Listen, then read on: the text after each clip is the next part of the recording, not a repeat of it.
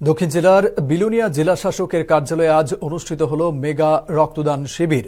জেলা শাসক ও সমাহর্তার কার্যালয়ের কর্মচারী সংগঠন এমপ্লয়িজ রিক্রিয়েশন ক্লাবের উদ্যোগে আয়োজিত শিবিরের সূচনা করেন পঞ্চায়েত ও উচ্চশিক্ষা মন্ত্রী কিশোর বর্মন।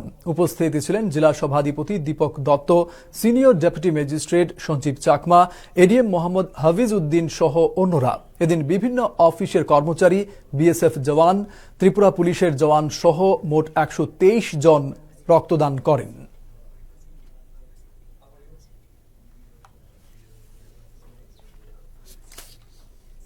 রক্তদান এই ধরনের যে শিবির, এই শিবিরের মাধ্যমে এই যে ছোট ছোট যে দান করা, সেইগুলোই কিন্তু আমাদের বিকশিত ভারত গঠন করার ক্ষেত্রে কিন্তু অত্যন্ত সেটা কিন্তু গুরুত্বপূর্ণ।